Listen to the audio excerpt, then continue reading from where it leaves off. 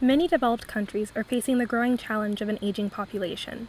Aging populations happen when there are more older people than younger people and change the way that societies and economies function, from added burdens on Social Security and other pension plans to shortages of younger, stronger people for physical labor.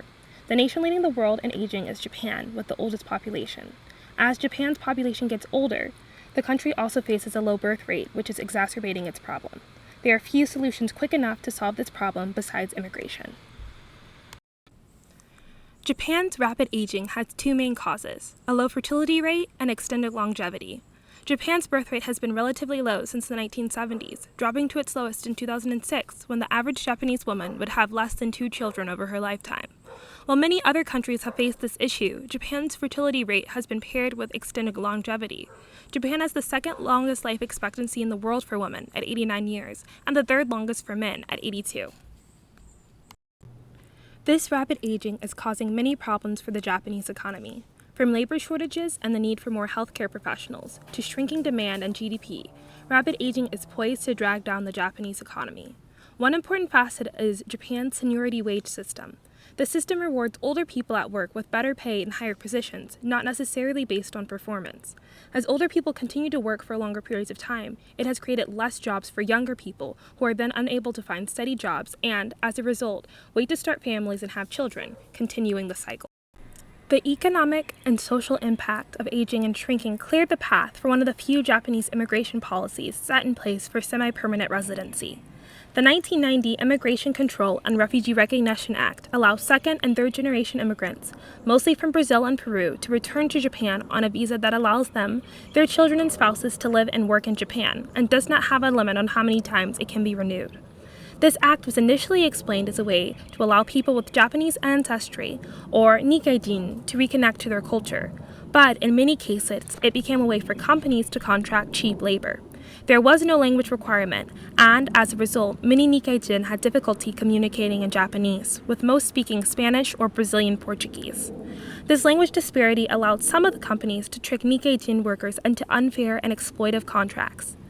Nikkeijin were also not seen as real Japanese, and many ended up living in semi-closed communities.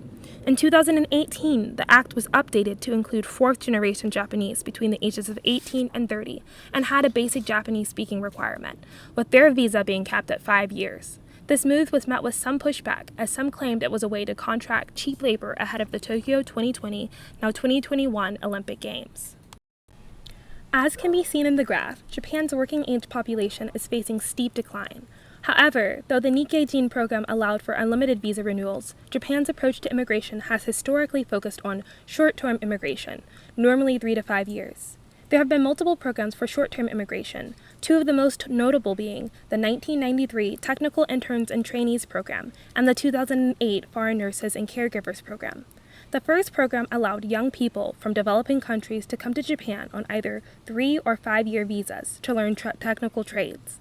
This training program was criticized for, at times, creating exploitative situations for trainees and interns, and in 2009, more than 34 interns died, likely from overwork. The program was revised in 2017, but interns and trainees have still reported being mistreated, and the program has become less popular.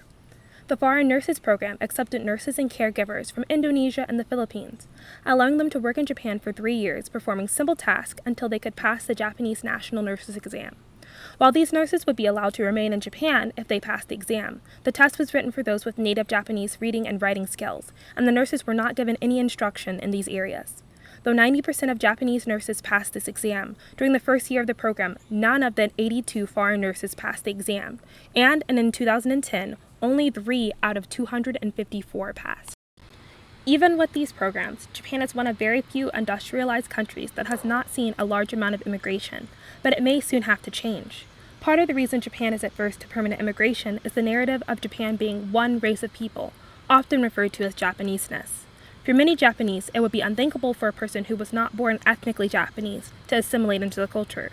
Though these ideas are not explicitly stated by the Japanese government, they are reflected in the rhetoric surrounding it, such as the immigration plans for the Nikkeijin relying on blood instead of other markers like Japanese language ability or knowledge of Japanese culture. Almost half of the Japanese citizens surveyed by the Pew Research Center in 2019 thought an increase of immigrants would cause an increase in crime, and 33% believe that accepting more immigrants would make terrorist attacks more likely. These numbers are actually down from a similar survey taken in 2001, demonstrating that Japan is slowly becoming more welcoming. Though Japan is gradually opening its doors for immigrants and foreign workers, its aging population is making this more of a pressing issue. Though there are other ways to supplement aging populations, in Japan's case, immigration may be the best solution. Thank you.